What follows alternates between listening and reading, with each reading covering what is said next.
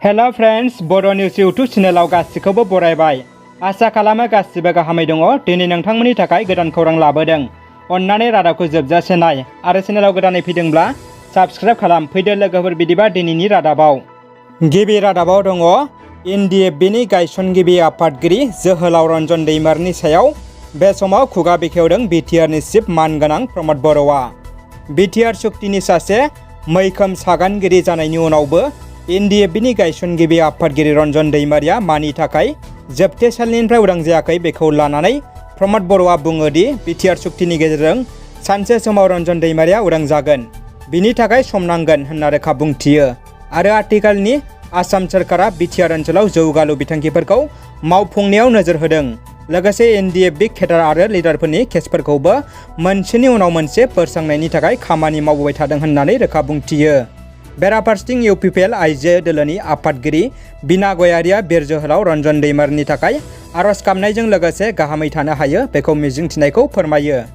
आसामनि सानै केबिनेट मन्त्रि अतुल बरा आरो अशोक सिंहाला दिनै मिजोरामाव रावना होलाङो। आसामनि गिबि मन्त्रि मानगोनां हिमन्त बिश्व शर्मा बिथांनि बिथोन बायदियै दरनै रायजोनि सिमा जेंनाखौ लानानै रायजोनि हाबलांनाय सिमानि सायाव दिनै 5 आगस्टआव मोननै सरकारजों जथायै सावरायलायो होनना मिथिनो मोन्दों। दिनै बिटिआरनि खुंथाय गोहोआव थानाय UPPL राजखान्थि दोलोनि 6थि गायसनथाय सान। मिरु UPPLआ बड'फा कालचारेल कमप्लेक्सआव 6थि गायसनथाय सान फालिदों। इउनाइटेड पिपल पार्टी लिबारेल सुंद'यै UPPL दोलोआ दिनै 6 बोसोर आबुं जाबाय। UPPL दोलोनि 6थि गायसनथाय सानखौ दिनै गुबुन गुबुन जिल्ला ब्लक प्राइमारिफोरा फालिनायजों लोगोसे मिरु कमिटिया क'क्राझार सहरनि सोनाब फारसे गौरां दैसा बारनानै हरैमारुआव थानाय सान्दामारि बड'फा कालचारेल कमप्लेक्सआव सानसेनि आबुं हाबाफारिजों खुंफुङो। हाबाफारि बायदियै फुंबिलियाव आफादनि फिरफिलाखौ बिरहोयो मिरु UPPLनि आफादगिरि एबा बिटिआरनि गायखुंगिरि प्रमद बर'आ।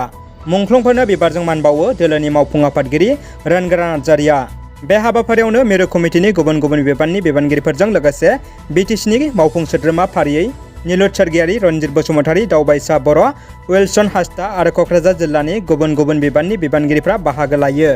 खौरांगिरिनि सिगाङाव बिटिआरनि गाहाय मावफुं सोद्रोमा प्रमद बर'आ बुङो दि बावैसो दाननि गेजेरावनो खुंफुंजानो गोनां गसाइगाव बिधानसभा बियाब, तामुलपुर बिधानसभा बियाब, बिटिसिनि मोन्नैबो MLA बियाबाव मित्रजोट दोलोआनो देरहासारगोन होनना रोखा बुंथियो। मानोना आसामनि खुंथाय गोहोआव दङ BJP, AGP आरो UPPLनि सरकार आरो बिटिसिआव UPPL, BJP आरो JSPनि मित्रजोट दोलोनि सरकार। बाक्सा पुलिसआ सानै सिखावजों लोगोसे गंसे पिस्तल लुथिनाय 4 लाख रां हमनो मोन्दों। बाक्सा जिल्लानि सालबारियाव थानाय बासबारि स्टेट बैंक अफ इन्डियानि कास्टमार केयार सेन्टाराव सिखाव जानायनि 24 घन्टानि उनावनो पुलिसआ 3 सिखावफोरनि गेजेराव 2 सिखावखौ हमनो मोनबाय। 4 आगस्ट खालाराव 3 दोलोनि सिखावआ साननि समावनो पिस्तल दिन्थिनानै लुथिनानै लांदोंमोन नोगोद 4 लाख रां। मैया जाथाय जानायनि उनावनो खारखोमानानै थानाय 2 सिखावफोरखौ हमनो थाखाय नागिरगासिनो दंमोन। बेराफारसेथिं साखाथिनि मानसिफोरनि हेफाजाबजों पुलिसआ 1 सिखाव आरो 2 मटरसाइकेलखौ बुधबाराव नागिरना मोन्दोंमोन। 1 सिखावखौ हमनो हादोंब्लाबो 2 सिखावफोरा खारखोमानानै दंमोन।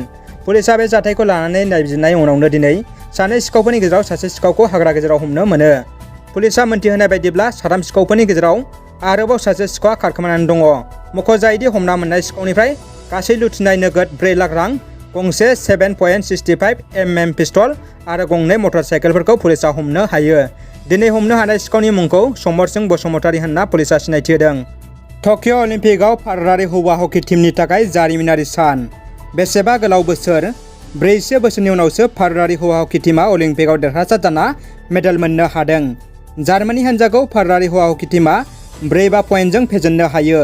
भारतारि हौवा हकी टीमआ ब्रन्जनि मेडेल देरहाना जारिमिन सोरजिदों। बे समाव हादरनाङै भारतारि हौवा हकी टीमनो गाहाम हामलायनाय हरदों। चिरां जिल्ला बारग' NDFB सोद्रोमाफ्रा NDFBनि गायसनगिरि दैदेनगिरि रन्जन दैमारि, थामिनबार डिआर नाब्ला आरो बिथांजों लोगोसे जोबथेसालियाव जोबथेजानाय माखासे सोद्रोमाफोरखौ उदां खालामनांगौनि दाबिजों बामोनगाव सिलेखागुरि फोथाराव प्लेकार्ड बेनार लानानै सोरखारनि हेंथायै गोख्रों खुदिसारदों।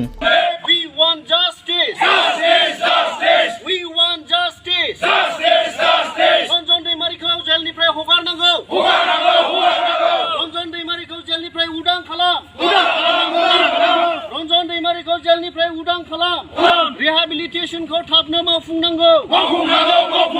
रिहेबिलिटेशनखौ थाबनो मावफुंनांगौ। रिहेबिलिटेशनखौ थाबनो मावफुंनांगौ। रिहेबिलिटेशनखौ थाबनो मावफुंनांगौ। बिदाय सारखौ हगारनांगौ बिदाय सारखौ उदां खालामनांगौ बिदाय सारखौ उदां खालामनांगौ। जोबथा खौराङाव दङ आसाम बिधान सभानि जथुमाव दुंहाव थासारि माखासे बेरेखा दोलोनि एमएलएफोरनि आखुआ उग्रपन्थीनिबो गारसिन होनना बुंथिगिरि बिश्वजित दैमारिया अजद होना बुंनायनि उनावनो बेरेखा दोलोनि थान्दैफोरा दान्थे बिदान्थे खालामो। थासारिया दुंहाव महर लानायाव बिधान सभानि बुंथिगिरि बिश्वजित दैमारिया सानै बेरेखा दोलोनि एमएलएफोरखौ बिधान सभानिफ्राय होखारो। उग्रपन्थीतকৈ আমাৰ কিবা বেয়া থাকক থাকক থাকক মই উগ্ৰপন্থী কোৱা নাই। জাকিৰ তুমি জাকিৰ আপোনালোকে উগ্ৰপন্থী বুলি কৈ লৈছে মই উগ্ৰপন্থী বুলি কোৱা নাই মই উগ্ৰপন্থী বুলি কোৱা নাই কিন্তু উগ্ৰপন্থীতকৈ বেছি হ'ব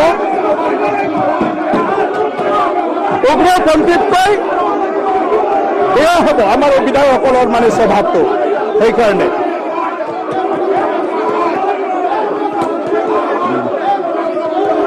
हाउस आधा घंटार कारणे स्थगित करा हल।